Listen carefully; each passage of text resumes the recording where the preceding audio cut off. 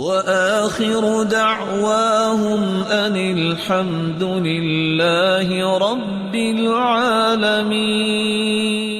ویسے تو آپ چلتے پھرتے بھی دعا کر سکتے ہیں، دل میں بھی دعا کر سکتے ہیں، لیکن اگر آپ باقاعدہ دعا کرنا چاہتے ہیں باوضو ہو جائیے، باوضو ہو کے آپ قبلہ رخ ہو کے بیٹھ جائیے، اپنے ہاتھوں کو اٹھا لیجیے، ہاتھوں کو اٹھانے کے بعد اللہ حضر جلال کی کثرت سے تعریف کیجیے، اور اللہ حضر جلال کی کثرت سے تعریف کرنے کے ساتھ ساتھ اپنے گناہوں کا اعتراف کیجیے، اقرار کیجیے، اللہ میں مانتا ہوں مجھ سے غلطی ہو گئی، چاہتے نہ چاہتے۔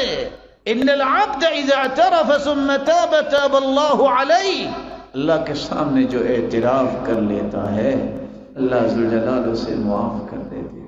پھر ان کلمات کو تلاش کرو جو کلمات اللہ کے رسول نے سکھائے ہیں، جن کو اسم اعظم کہتے ہیں۔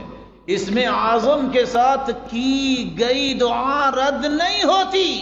وہ کون سے کلمات ہیں اسم اعظم کے؟ اللہم انی اسألک بأنی اشہدک انک لا الہ الا انت الاحد الصمد الذي لم يلد ولم يولد ولم يكن له كفوا احد، یہ بھی اسم اعظم۔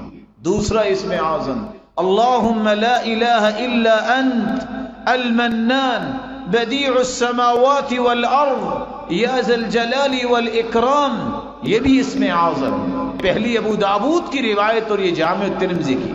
اور تیسرا اسم اعظم اللہم انی اسألک بأن لک الحمد لا الہ الا انت وحدک لا شریک لک المنان بدیع السماوات والارض ذو الجلال والاکرام، یہ بھی اسم اعظم۔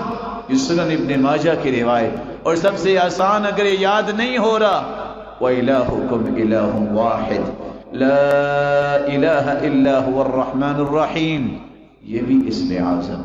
اگر آپ کو یہ بھی مشکل لگتا ہے الف لام میم اللہ لا الہ الا هو الحی القیوم، ان پانچوں اسم اعظم میں سے کوئی کلمات ضرور اختیار کریں۔ اس کے بعد پھر رسول اللہ صلی اللہ علیہ وسلم پہ درود بھیجیں، اور درود بھیجنے کے بعد سب سے پہلے اپنے لیے دعا کریں۔ دعا کرتے وقت ایک بات کو 3 مرتبہ ضرور کہیں۔ آپ صلی اللہ علیہ وسلم کا طریقہ تھا جب بھی آپ دعا کرتے تو 3 مرتبہ دعا کرتے، اور دعا میں زور پیدا کریں۔ یہ نہ کہیں اللہ اگر تو چاہتا ہے تو دے دے، نہیں، اللہ کے فیصلوں کو کوئی روکنے والا ہے؟ یہ کہو کہ اللہ مجھے دے، کثرت سے یہ بات کہیں۔